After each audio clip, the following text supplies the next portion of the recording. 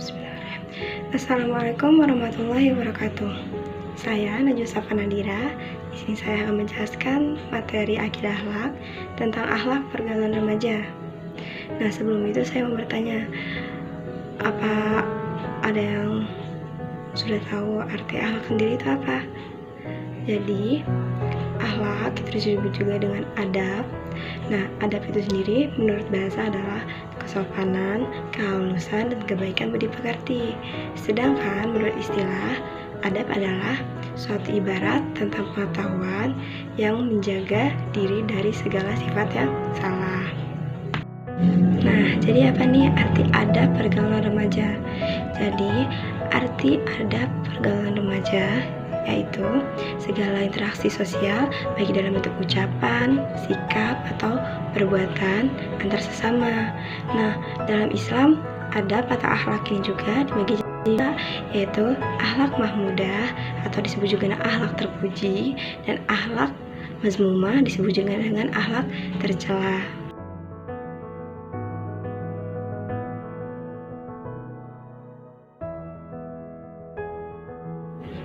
Baik, di sini saya akan menjelaskan tentang akhlak terpuji terlebih dahulu. Akhlak terpuji adalah akhlak yang baik, akhlak yang harus dimiliki oleh semua orang, baik dari anak-anak, remaja, maupun orang dewasa. Jadi, akhlak terpuji yang harus dimiliki oleh remaja, yang pertama adalah mengenal dan memahami. Karena dengan mengenal dan memahami, kita dapat menentukan seorang teman yang baik atau yang kurang baik. Yang kedua adalah saling tolong-menolong dan berbuat baik. Saling tolong-menolong adalah hal yang sangat dianjurkan dalam agama. Tapi ada kalanya tolong-menolong tidak boleh dilakukan. Seperti dalam halnya contek dalam ujian. Kan masih banyak tolong-menolong yang dapat dilakukan yang mempunyai akhlak terpuji. Contoh-contohnya nih seperti menutupi aib seseorang, membantu teman yang mendapat bencana, membantu teman yang dalam kesusahan, terus menjenguk orang yang sakit, dan masih banyak lagi.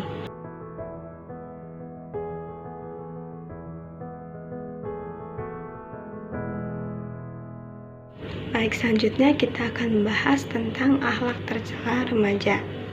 Akhlak tercela itu adalah akhlak yang tidak seharusnya kita miliki, akhlak yang seharusnya kita jauhi. Yang pertama adalah pergaulan bebas antar remaja. Bukan rahasia yang tabu lagi kalau masyarakat modern sekarang, terutama para remaja, tidak lagi memperhatikan nilai-nilai agama, nilai asusila dalam pergaulan. Bahkan banyak terjadi zina yang dilakukan oleh para remaja yang akhirnya merusak masa depan. Yang kedua adalah judi dan khamar. Dari Ibnu Umar berkata, Rasulullah SAW bersabda, tiap-tiap kemabukan adalah khamar dan tiap-tiap khamar itu haram. Hadis riwayat Muslim. Jadi sudah jelas dikatakan bahwasanya khamar adalah haram. Khamar itu sendiri adalah salah satu induk untuk berbagai kejahatan. Kenapa? Karena jika seseorang mabuk, mereka tidak akan sadar, mereka akan kehilangan kesadaran mereka. Mereka tidak akan sadar jika mereka telah melakukan kejahatan, seperti mungkin mencuri, merampok, atau mungkin menyakiti orang lain. Untuk perjudian itu sendiri adalah permainan di mana pemain memilih satu pilihan di antara beberapa pilihan, yang nantinya hanya ada satu pilihan yang benar dan yang menjadi pemenang. Pemain yang kalah nantinya akan memberi taruhannya kepada pemain yang menang.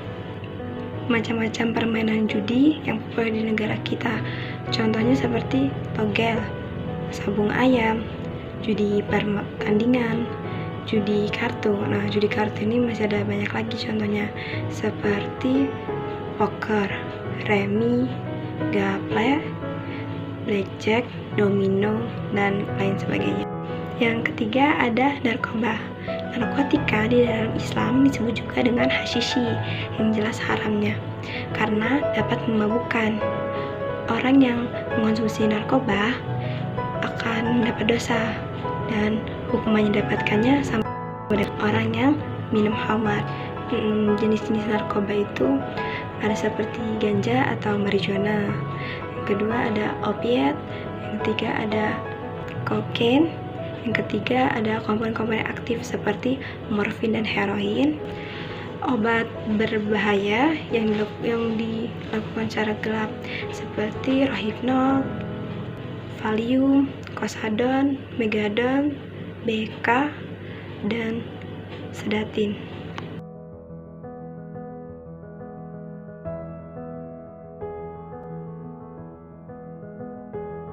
Ada beberapa hal yang dapat ditimbulkan karena akhlak tercela ini, seperti masa depan suram, keruh kondisi masyarakat, dimurkai oleh Allah karena berbuat maksiat.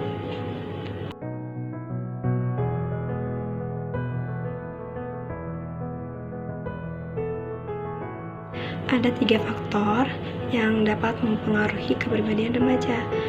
Pertama, faktor lingkungan dan orang-orang terdekat seperti keluarga, teman dekat, dan guru pendidik. Yang kedua adalah faktor kelabilan jiwa karena perubahan di masa pubertas ini. Yang ketiga, faktor eksternal yang serba boleh.